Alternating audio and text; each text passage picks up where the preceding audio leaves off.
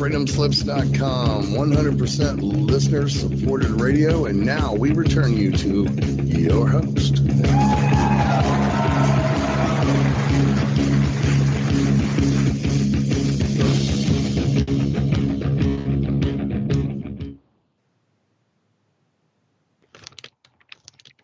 Hello, hello.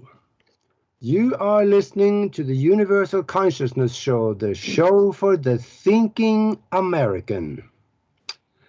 And I want to welcome all of you to another hour of some of the stuff that we're going to dig up for you that's going to be really interesting today. And we'll try to educate you, entertain you, and open your mind a little bit, and at least crack the door so that you can get some of the light in, because there is light out there. And my name is Aage. I'm one of the hosts, and my co-host is Diana, and she is over in Germany. Are you there, Diana? I'm here. Hello, everyone. Oh, hey there. Yeah, we're gonna have some fun today. I'm gonna actually do something that don't think I've ever done before. And but first, I want to let you know where you can connect with us. For those of you that want to listen to this show again, you can go to our website. It's at www.universal-consciousness-show.com. And also we are on YouTube and the Universal Consciousness Show. We're on Facebook under my name, on Twitter, and a few other places you will find us. So keep a pen close by and some paper, because a lot of times you're going to find yourself running around the room trying to look for a pen later on when you want to write something down, and that's not really all that good. So I'm going to do something here that I don't think I've done before, and that is a book review, actually. And there is a book called Spiritual Science, Higher Conscious Thinking, and How to Access the Universal Consciousness. And it's been out for a couple of years, but there's some really interesting stuff in it. And it kind of came about because of a universal download that I had. And this download, it was nothing really special to me. It's a lot of people have had this. It's kind of what Nikola Tesla wrote about, and he said that he explained that he did an electrical instrument, and he got shocked, and it kind of knocked him onto the floor, and he said he was just sitting there, and he saw the past, present, and the future at the same time. So, how could that be? Well, we're going to talk about that a little bit, because it is very possible. Once you can train your mind with the right stimuli, then these things can happen. You can have a look at the past. You can have a look at the future. And in the book, it is explained very well how to do that. Because you got to raise your own vibration so you're able to communicate on that level of vibration. And a lot of people don't do that every day. So some of the things that is written about in there, and I'll talk about in here in this hour for a little bit. First of all, we'll talk about the reversing of the aging process. That's very possible, because I'm doing it and it seems to work for me. The Nobel Prize was given to 3 doctors in 2009 for discovering an enzyme that reverses the aging process, and nobody seems to know about it. What you can do, you can go to the Nobel Committee's website, and you can scroll down to 2009 and scroll down again to medical submissions and read the papers. When you read those papers, you're going to like what it says. Because somewhere in those papers, I remember reading that one of the doctors made the comment that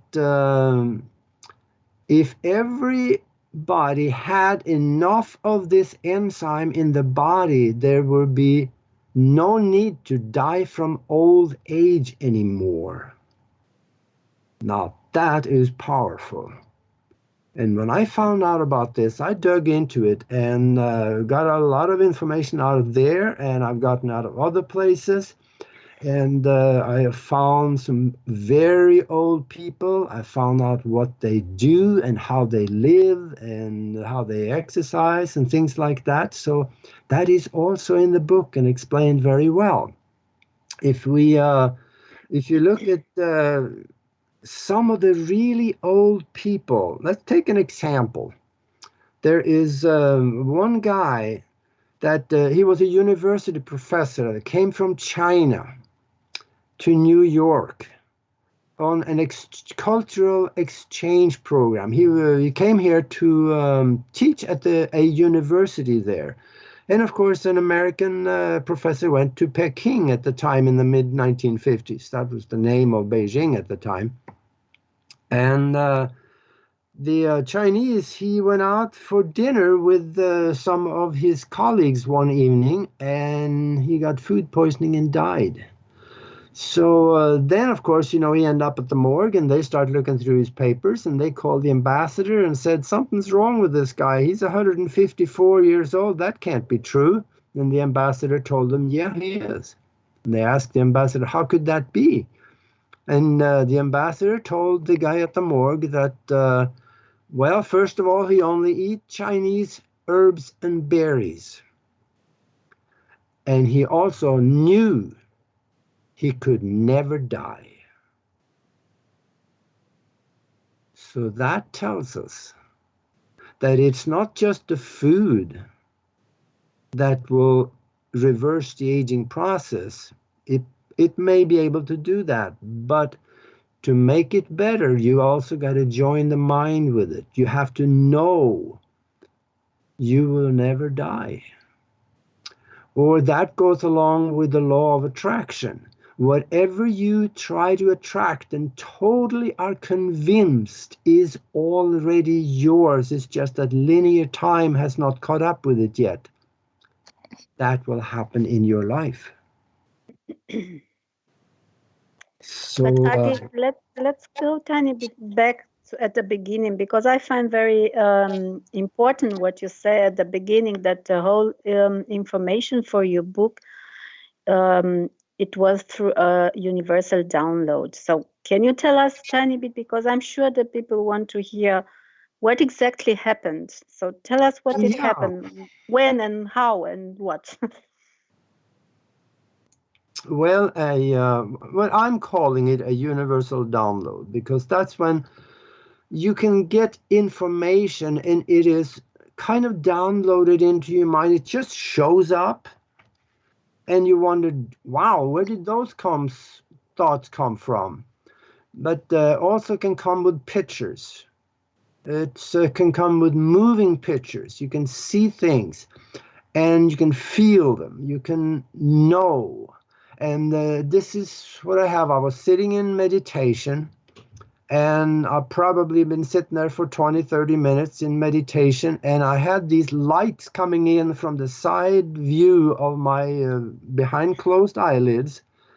I had light flashes on the periphery of my field of vision, I should say, behind closed eyelids.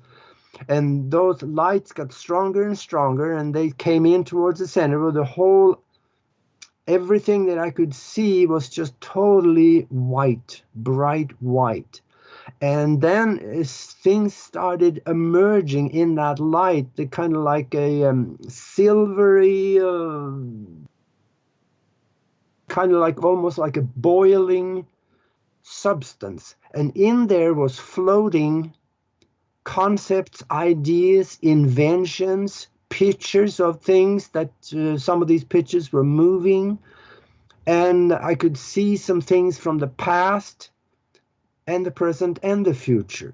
So what I noticed is that what I was interested in is what popped out more so, because I could latch on to that, what I was interested in. And I had several things in those few seconds that I just latched onto it and it stood out, and then it disappeared into the soup again. But it all just flew by in a matter of about maybe 5 seconds, something like that, maybe 10, I'm not sure. And then it was just sitting there and it started fading. And this is, I was just sitting there kind of dumbfounded. I wondered, what in the world am I going to do with this? What was it? And I grabbed a tablet and a pen and I just wrote for 3 days, and plus or minus things that I had to do during the day. And I was just writing it down, and that information that I got from that also is a big part of this book. And it talks about the past, talks about some of the things in the past that I saw. And it went all the way back to the Big Bang. Well, there was no Big Bang. There was a beginning of this particular vibrational existence, but it started with thought. And I explain in the book how that happened also. And in fact, another thing that jumped out, because evidently I thought about it, so it jumped out, and that was something about this guy that most people know his name as Jesus. And he is supposed to have lived about close to 2,000 years ago or so. And I love it when people say, I have a special relationship with Jesus. And then I ask them next, what was his last name? Nobody knows. Well, I do, because I saw some things about him that is not explained in the Bible. In fact, there are some fallacies in the Bible those fallacies was written into the first draft of it in Constantinople or Nicaea at the time in 325, 26, and some of it at 327. But I also found that this man that we know as Jesus, he had 3 names I found in some later research, and that he went by and people called him. And one of them, these names, it was Yahshua Beth Halachme. That is the Hebrew way of pronouncing it. I said Halachme was his last name.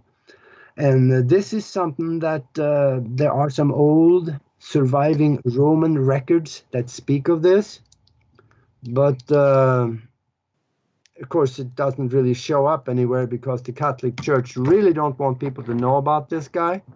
They have their doctrine that they have written up, and that's, for outwards consumption, I suppose. The real truth, I write about that in the book, because there is a lot of different things that is not in the Bible that I found in the surviving Roman records, and also what I saw in the download. And another thing, since we're talking about the Bible for maybe another 2 minutes here, God, what is God? Let me talk about that one too. This is a topic for 3 shows. Yeah, I know. We're going to run out of time here. But the word God was given a meaning that it was never meant to have. Because the word God came from the old Sumerian language. Ga'ad meant great leader. And then again, take it one step further, when somebody tells me that or a book says that, an angel came to me with a message from God. Well, I have no problem with that, because the word angel, angel, also originates in the Sumerian language, which means messenger. So if a messenger come from our great leader, I have no problem with that. But of course, the Bible has that interpreted different because it has gone through about 3 different languages by the time it's come into English and or whichever language you are reading it at.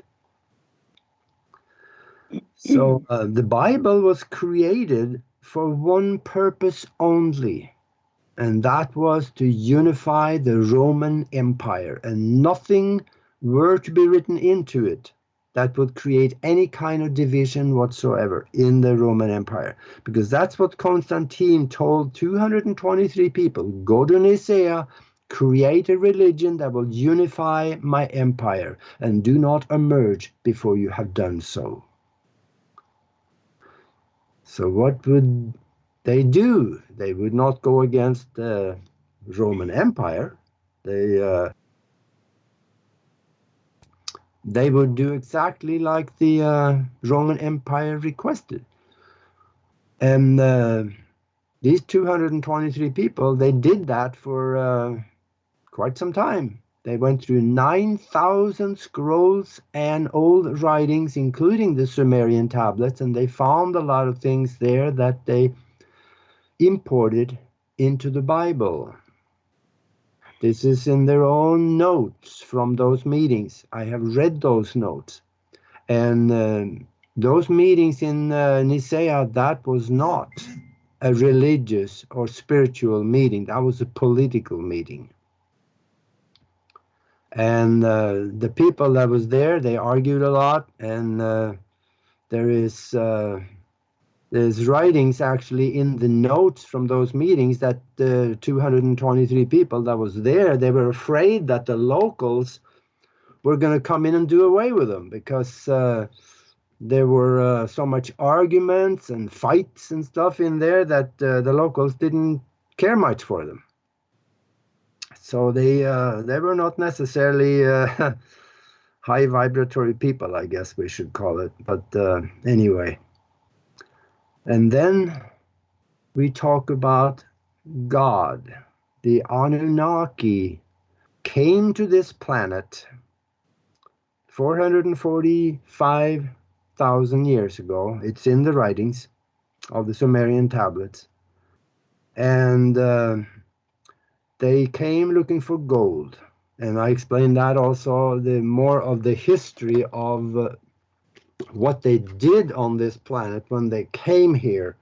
In fact, there are many different writings out there that you can read more about this. And if you Google Enki and Ninmah, that's one of them. The creation of mankind is another one. And there's many different writings that you can find that actually is very much in depth.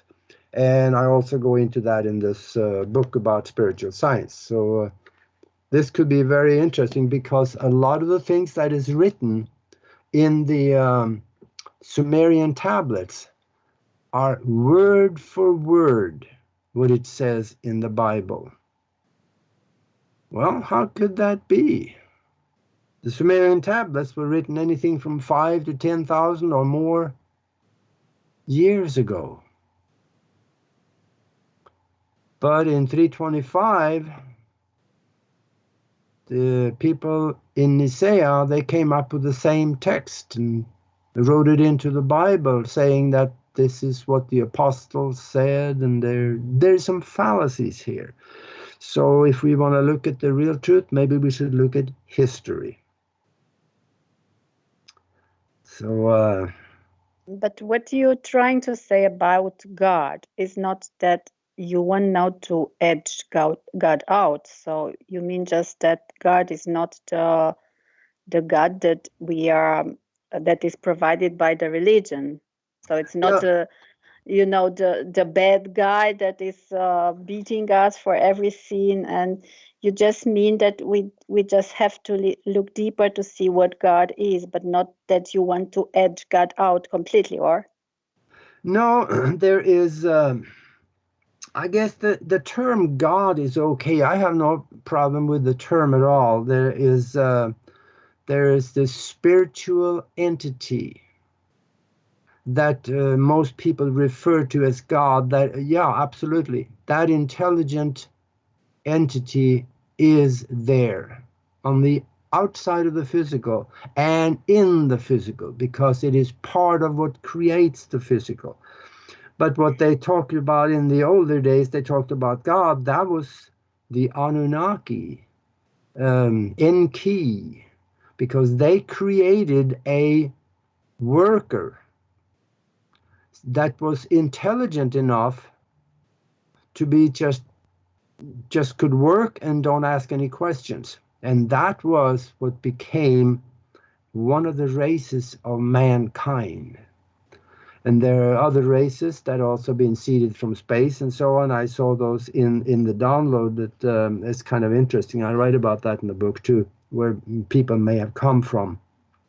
But what we talked about, the God, when I grew up back in Norway, when we went to church, we had the impression that the preacher was talking to us in the term of God being this really old guy. And of course, you know, he was a white guy, you know, of course. And had long white hair, and he had a long white beard. He was sitting in the clouds somewhere on a throne, and all the souls were sitting around his feet worshiping him. That's what we were told. Well, maybe it isn't quite that way. There is this intelligent, universal source of creative energy that creates everything in the physical and in the spiritual world as well. And if people want to call that God, that is perfectly all right with me. I do it also at times. And for the atheists out there, there is some science behind this, because even now the Christians and most religions, they're talking about there being a place to go to after you die. Well, science is coming around to the same thing. There are several existences or levels of existence, level of vibratory existence, dimensions, if you like. And when you drop the body, you go off into one of those other existences, usually the one that is a little higher in vibration. And that's where you spend some time. And that could be different places, all depending on your own vibration, wherever you match with. YouTube and the internet, they are full of pictures of ghosts. There's no question. There's something in those pictures that is not physical, but it is there. So where is it? Where is it from? Where is it coming into? The image of that non-physical thing coming into the physical and get stuck on a film in a camera. The mechanics of that is not really very well known, but it comes because the lead, usually the lead, well, at least that's the way it was, on the film captured that higher vibration image. And now I see that electronics are doing the same thing, because it's probably based in a metal of some type in the chip, the memory chip in the computer. So it gets caught, and we can see those images. Sometimes those images are disembodied bodies that we have known.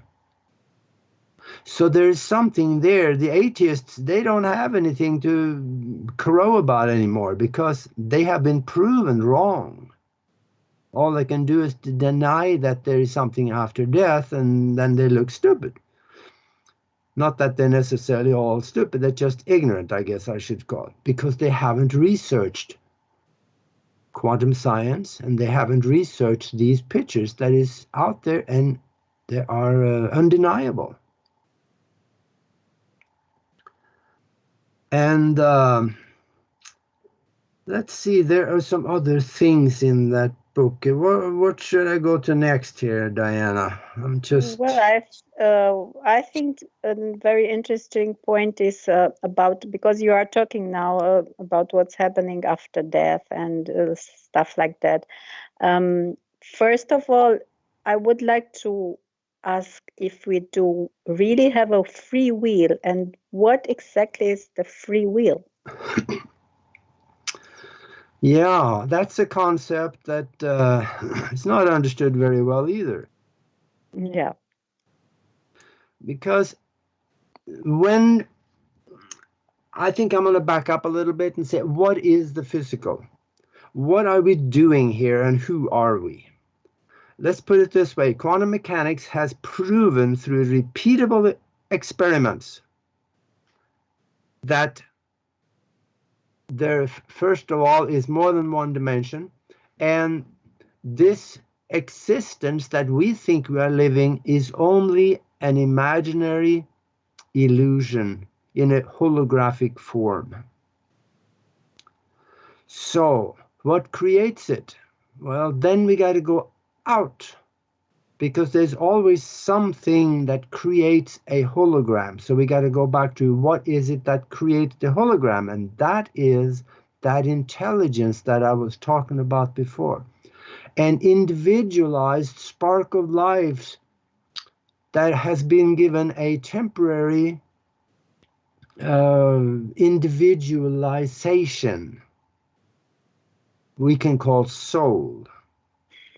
That has the intelligence of the universal consciousness that creates this image, these images, and our body and everything around us in this holographic movie that is being played around us and with us.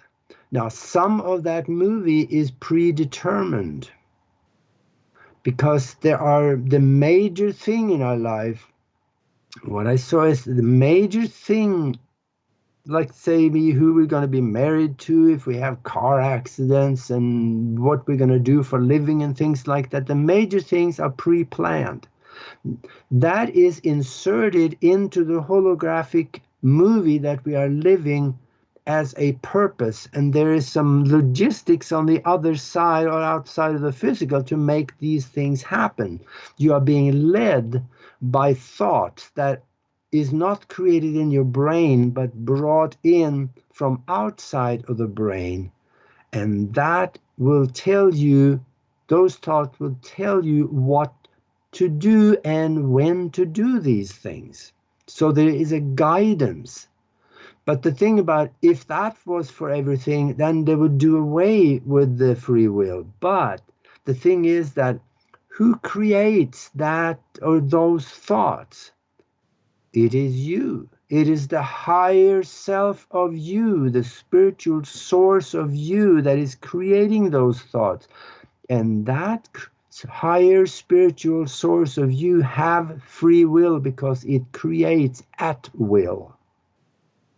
It may have a purpose, but it creates the surroundings for that purpose to happen. So it is still you that is doing these. It is not the you that is walking around in the hologram, but it is the higher source of you that is creating these things that is happening in your life. But how can I change it on a physical level? So let's say if I'm meant to have a car accident, how can I change this through my free will? So I just have the tools to change. Yeah, everything is given. And what should I do that I can change that the car accident don't happen, or if it's happened, that it's something not so bad, because it has to be happen. Yeah, it's written there. Can I change the condition that it will happen, but nothing happens for me? Yeah, you actually can change that. But the thing is that you don't know. Physically, your brain and your thinking do not know if there is such a thing in your future. But you can also go in and guard yourself against it by, in meditation, Your brain and your consciousness in the physical will speak to the higher consciousness of the soul and allow for that soul to create an existence, visualize an existence into the future where there are no car accidents in it. Okay. So that's what people sometimes do a little wrong, I think, because a lot of people, they plan their vacations more than they plan their life. When you go on vacation, you plan very well. You say, I'm going to go over there, I'm going to go over there, I'm going to stay at that hotel, we're going to go do this. Yeah, why don't we do that with our life? We can plan ahead, and then we can go back and forth and visit that thing that we planned every day, and then do everything we can to help that thing happen. And guess what? It's going to happen. Mm. So we can help the soul energy or the higher self to create a wonderful future ahead of us. And this wonderful future can include good health, prosperity, good friends, love in our life. And that is one of the things this book is very good explaining how to do. And what about the karmic disease that we have to go through? Yeah, Can we still change them? karma is one of those tricky things that, let me back up a little more again, because this spark of life or this soul essence, that may have many different physical incarnations. And let's say that this spark of life have one thing that it really wants to accomplish so it can have the sensations and the experience of this happening in the physical. Because you got to remember, this spark of life is spiritual. It has no body. It cannot have experiences in the physical. So we have to walk around and be the hands and the feet of that spiritual entity so it can have physical experiences. So let's say that there is something that's entity really want to experience, and it creates the body, it creates the physical around it so that it has the condition where this can happen. But let's say in that reincarnation, we're not able to do it. We just kind of fail at doing it. We just forget, or we just don't do it at all. So this spark of life actually missed out. Yes, it can happen that way. Because you may go a different direction. You may go off and do something else that also could be in your master plan. But you don't get to do everything. So then, when you drop the body, you go back into spiritual form, you have a talk with yourself and say, yeah, that's right, doggone it, I forgot, I was supposed to do that too. And all right, let me go back and try again. Now that become a karmic debt, so to speak, or karmic purpose. Let's say that there could be a negative thing. Somebody going to prison, having cancer, because outside of the physical, there's no such thing as a negative thing. Well, that's not quite true in the lower astral worlds. There is still negative things, but up in the higher spiritual existences, there is only experiences. So this thing of going to prison, that is in the physical a negative thing, but there it is an experience that maybe the spark of life wants to have. And then you could bypass that experience by getting close to someone that has been in prison and had the experience. and also talk to them about what it was like. Try to visualize what it was like. Try to not relive so much, but live that experience with that person when he's explaining it to you. You can then get the details and the concepts of being in prison so that you can actually learn what it is like to be there without actually being there. Now those sensations that you got from talking to that guy that has been in prison, you can feel it with emotion as he explains it to you. That experience goes back to the spark of life, and now it has the experience of being in prison, and you may not have to go there because the experience was gained. Would that make any sense?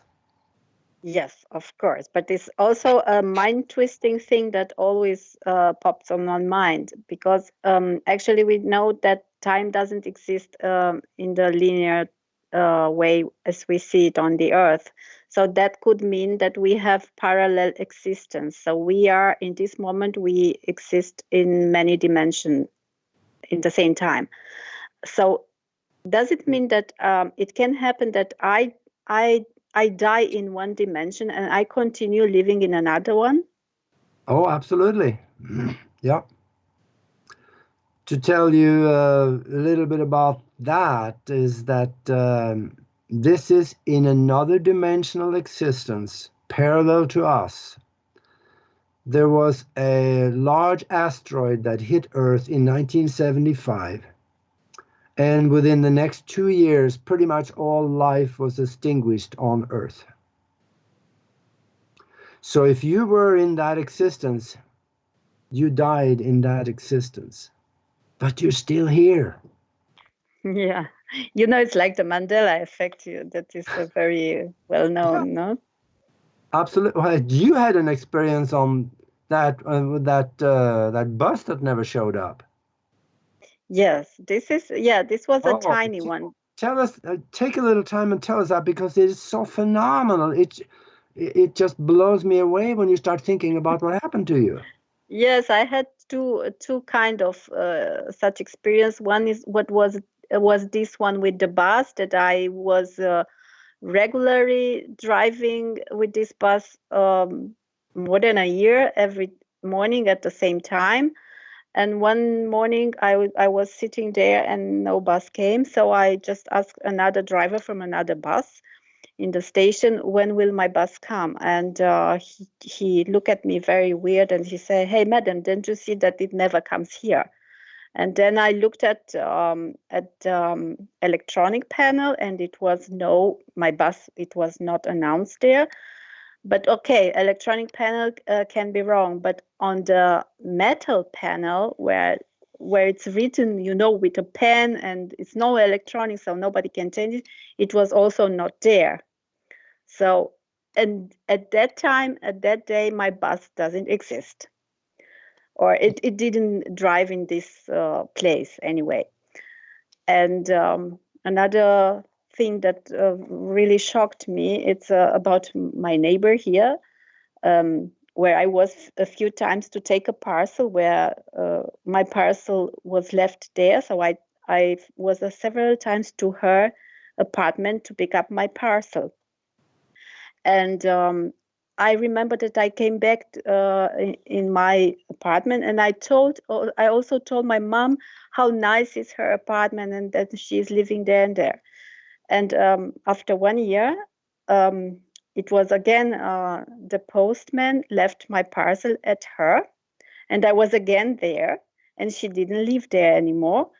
And then the woman there, she said, no, she was never living here. She lives in the 4th floor, so 1 floor down. And I was there, and she told me she never lived there, where I was a few times before. Wow. So this one, and then I thought, okay, I'm crazy. And I came and I asked my mother, do you remember when I told you about, yes, you told me she was living in the 5th floor, and now she was living in the 4th floor. So this was something that really shocked me, and I didn't try to explain it at all. Yeah, I tell you though, you're not the only one that actually have these things happen, but as soon as it happens to people, they always they try to explain it away with something. Oh, gee, I forgot. No, I was on the 5th floor after all. And they always try to explain it away, but we have dimensional slippage from time to time. And that is happening a lot more than what we think. In fact, it can happen and we don't even know it. Because I've had that. In fact, here in Tucson, there were, I was going down the road, driving down the road, and there's this one billboard that's always been there, well, for a very long time. And I was going down the road one day, and that billboard was changed. There was a different one. And I noticed it, and I thought, well, that's a different one. Okay. So then later that day, I was driving down the same road, and the first billboard was back. Now, within about 4 to 5 hours, probably, I doubt that they have switched the billboards. I cannot imagine that. So goofy things happen, and all we do is just try to explain it away because government says it can't happen. Yeah, right. So actually, we can also change the timeline. I also heard somebody, a very important man, on TV in Romania, that he said that the timeline was changed. Everybody's playing with the timelines, and somebody's playing with the timelines, and the timeline was changed. And that's why something very, very weird is happening to our time. Of course, it is very, very hard to believe something like that, but it could be. Yeah, there is many, many different timelines. In fact, I know I have switched timelines from what I was, let's say, 10, 15 years ago. I was going in one specific path, and that was the kind of path when I was doing TV shows, and we were freedom fighters. I was right in the middle of it, pointing out whenever the government did something wrong, I went on the air and talked about it and pointed them out, made them look like idiots. And that path got me into situations that was not good. And I switched. I want nothing to do with that anymore. And this path, now I have figured out how to work the future. So I'm designing the future the way I want it to be. And that timeline's got some good things in it. So we can really do that. We changed it. Now, there's two schools of thought. What happened to the old timeline? And does it collapse or does it continue? The way it appeared to me is that it may be both. If the energy is strong enough in the old timeline, it may continue. And that what I think would actually happen. I have, in the years ago, I had my thought that the old one would collapse, but I changed my mind on that, what I've seen over the last several years.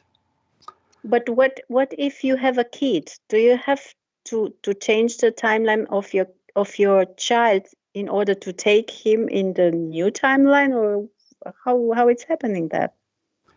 Well, I guess the good thing about it is that, let's say that you have a kid in one timeline, and then you change your timeline, and you end up in a different timeline. You will not remember what was in the old timeline.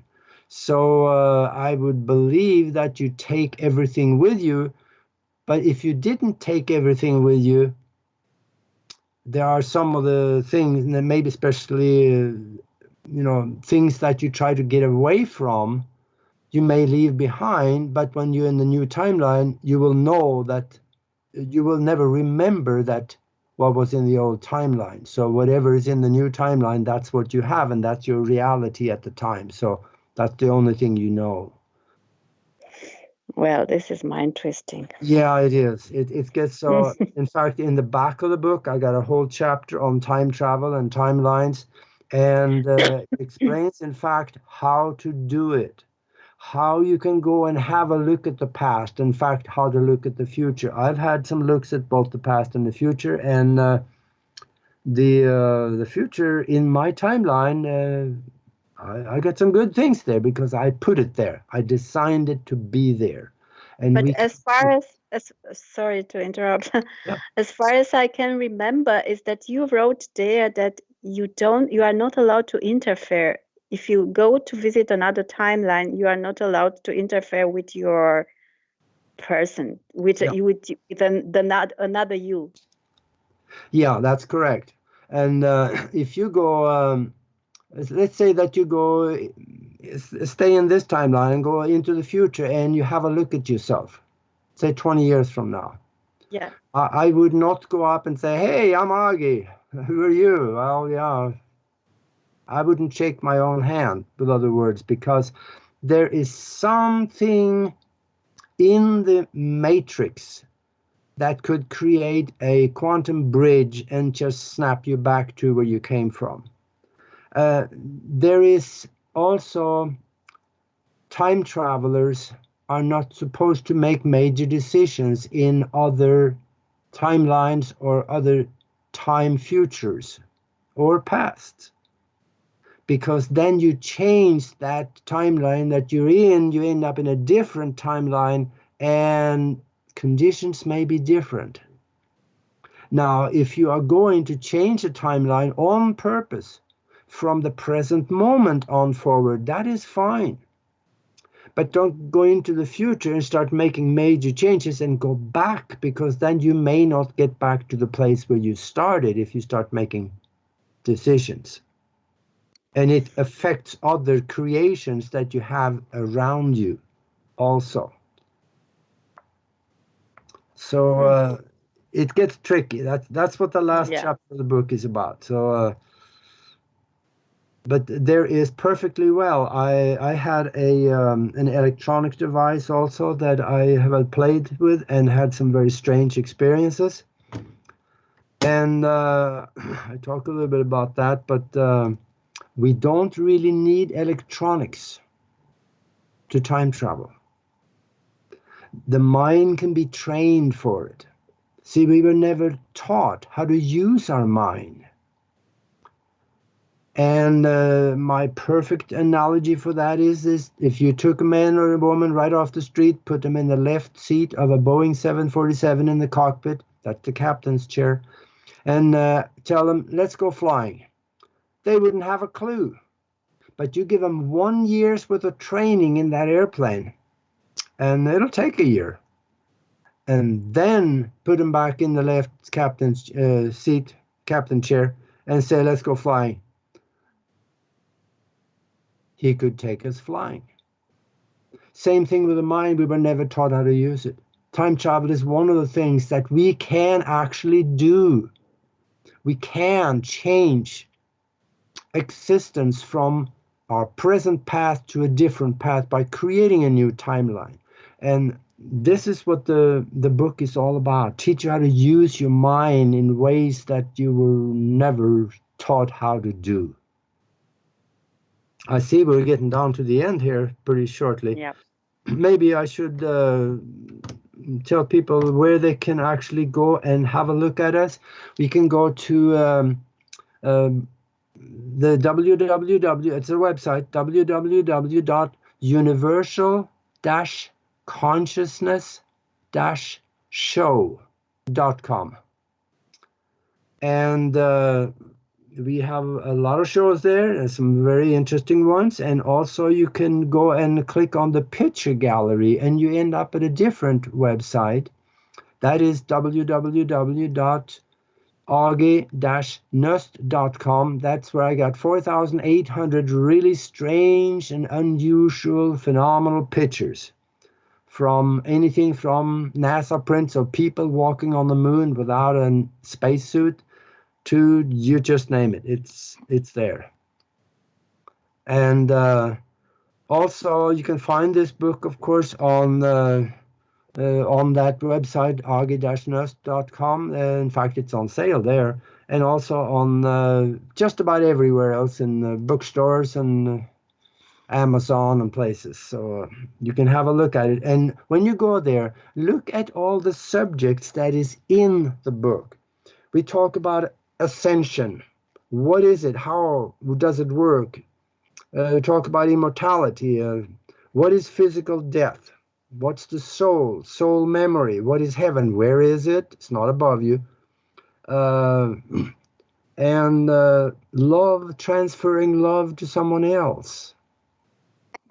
That's a tricky thing, but it's very practical. You can do that. How telepathy work and how to do it, how to train yourself for it. What is time travel? We talked about that. And also why prayers mostly go unanswered. It's because we're not using the right language. We need a language of visual images, emotion, love, gratitude. That's the language that is understood in the higher spiritual worlds, and they react to that. And that's when you get results. Words are worthless. It talks about that a lot in the book.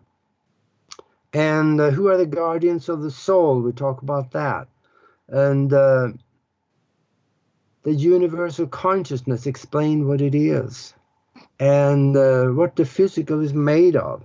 And we go into a lot of interesting things here. And I guess we're getting down to the end of the show here, but I've never done a book review like this before, but I botched it probably. But hey, maybe somebody could get some good out of this. Yep. So let's see. I think we are just about out of time. The music's going to come on anytime here. You know, I mentioned that we talked about God before. Look it up in the Bible. In Psalms 82:6, it tells you who God is. It says, you are gods. And when somebody asks you where heaven is, don't point up. Because in Luke 17:21, it says, kingdom of heaven is within you. It doesn't say above you. So if that's within us, shouldn't it make sense to meditate, go within once in a while, and meet ourselves? Okay, thank you for